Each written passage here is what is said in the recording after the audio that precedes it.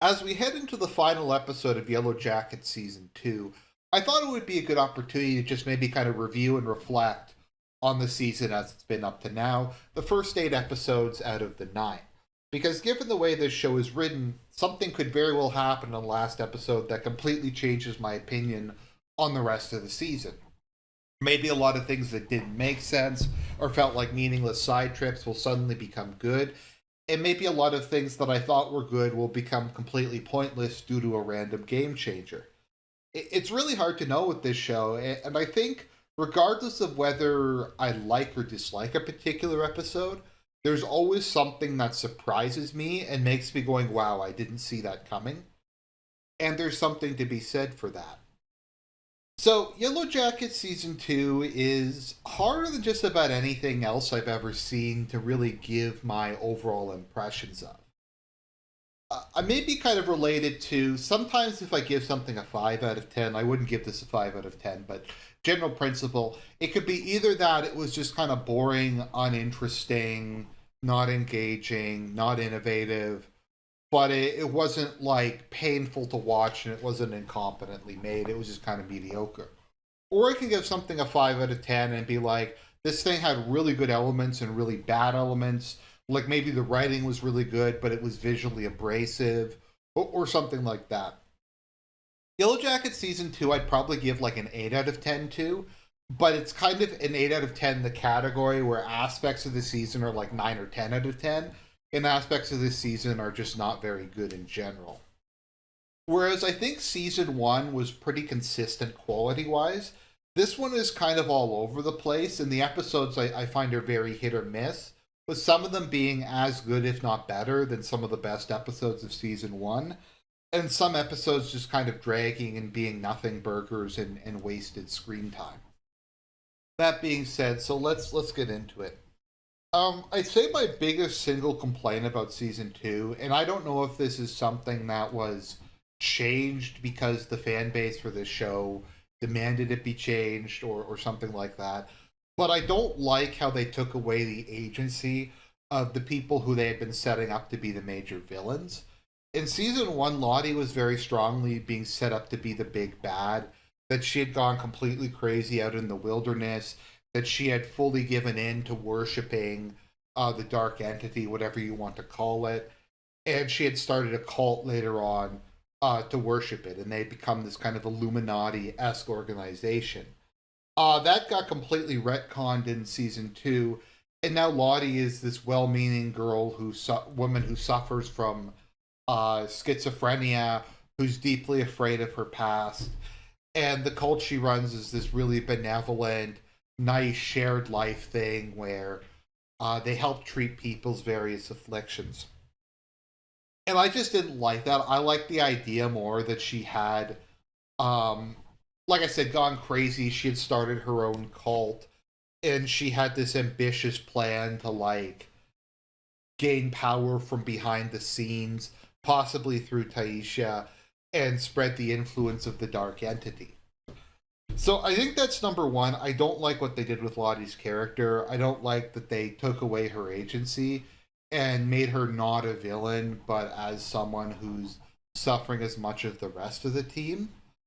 I like the idea of her having delusions of grandeur and thinking that she's this messianic figure, but that kind of got thrown under the bus.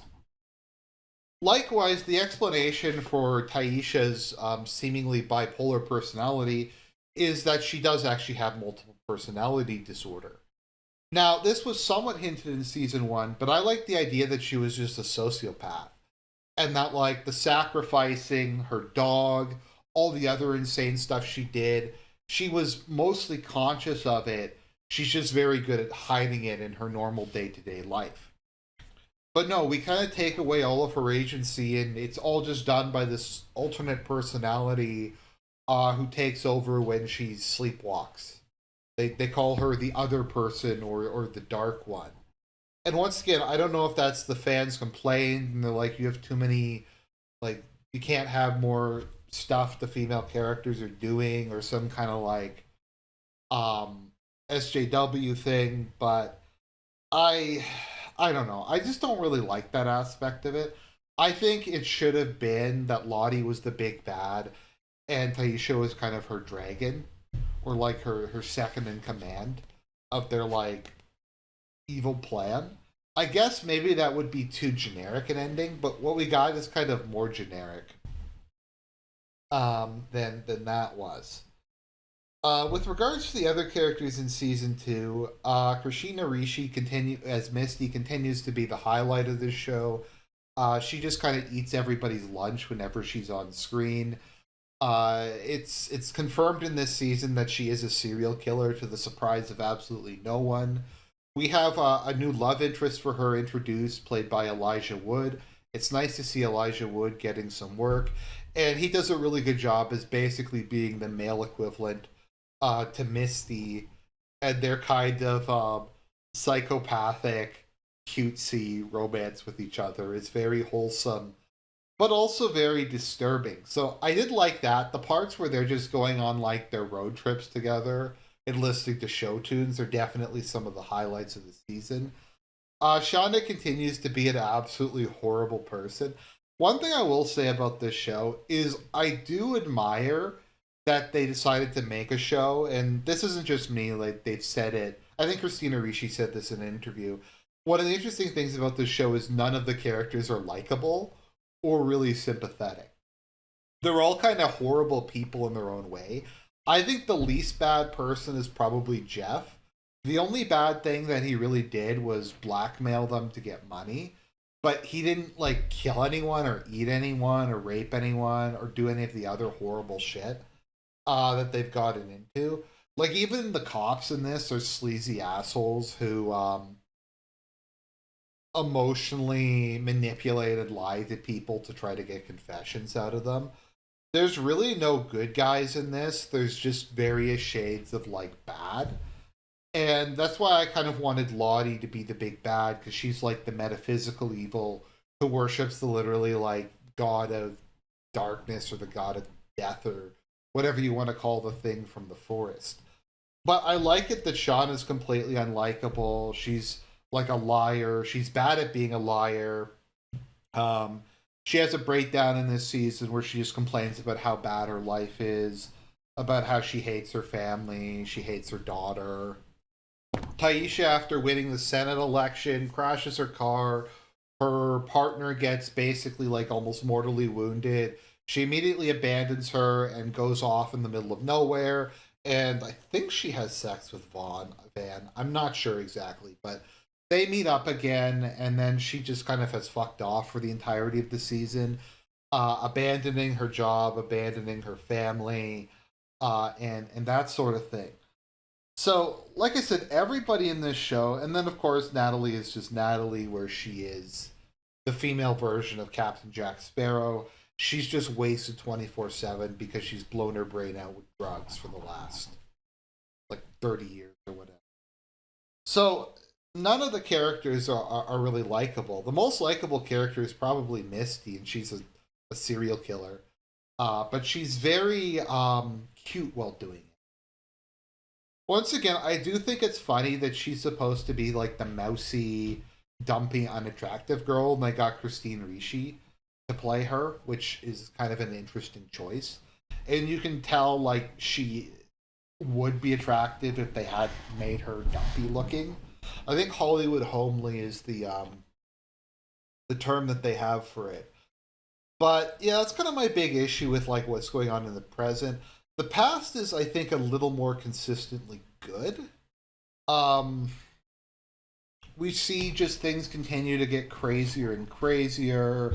One of the things they do this system is the season is they introduce a lot more red shirts, just a lot more of the unnamed or barely named members of the team who can be brought on. So it gives you somebody to kill off that will not affect the main plot line.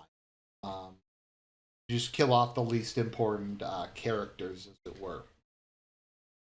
So we have like a scene where Misty tries to make a best friend, and she tells her like, "Oh yeah, I destroyed the black box," and she's like, "I'm going to tell everyone." So Misty just pushes her off a cliff, and she mysteriously dies.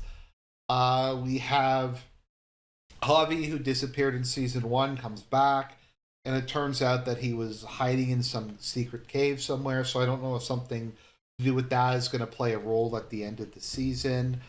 Uh, Shauna's baby dies to the surprise of absolutely no one. So I kind of like the compromise they did because it was very strongly being set up that they were going to eat the baby as either a ritual or just out of starvation. But that's not what wound up happening. The baby just died, and I think they buried it. Whereas with uh, Shauna had a dream where they ate the baby. So you kind of got the shock value, but without having the characters cross that moral event line, event horizon. And by this point, they've just gotten so like degenerate and so hungry. In the second to last episode, they've started just drawing straws, and whoever kind of draws the shortest straw gets eaten. And that's kind of where we are at the moment. And it accumulated in Hobby being killed. But not really being killed. He falls into the ice and they just let him drown. Because they feel that him drowning is the forest gods picking him to be their sacrifice. But yeah, things keep getting worse in the past. Coach Ben continues to be a F slur, both literally and figuratively, making no attempt to exercise any kind of power or control. He's just scared of the girls at this point, which is kind of understandable considering they're like savage cannibals. But he like tries to kill himself at one point, and Misty of all people stops him from killing himself. And I'm not sure what role he's going to play. I think there's like a 0% chance he's going to survive. I'm not sure if we've seen all the survivors yet. Because I don't know, there's not that many like important characters in the past whose fate we don't know so far. Like we know Travis survived, we know Javi died, we know Misty survived, Shauna survived, Taisha survived, Van survived, Lottie survived, Laura Lee died, presumably. Um, there's not really that many more like named characters of importance that we know who survived or died in the past. Apparently, they were initially thinking that what's his name, Adam Martin from season 1 was going to be a grown-up Javi, but they decided to go against that. I think that would have been kind of a cool twist, but I think they said that like it would have been a cool twist, but then it wouldn't have made a lot of sense, and it would have brought down the season by just kind of introducing some stupid stuff for the sake of being shocking. Which, to be fair, might very well be true. So I guess the question is, a lot of it just kind of comes down to how it's going to end. Are we going to have a really cool ending? Are we going to have a really lame ending? Is it going to kind of summarize maybe some of the flaws with this? Is it going to make a lot of what happened completely pointless? I'm not really sure at this point in time. We'll just have to see. I do feel that some of this season was padding and trying to set up to make the show go on longer. I honestly think that the show should have been probably 2 seasons, 3 at max, whereas they want to do it for 5 seasons. And I just don't think the format and the way the story's structured is really indicative to going that long. But we'll see. So far, like it hasn't been a disappointment or anything. It's just been kind of uneven. I don't know if that was due to fan interference. I don't know if that's because they got renewed for longer than they thought. I don't know if they were having some writer's block. But like I said, it very much varies between being as good or better than season 1 and being kinda meh. So those are my thoughts on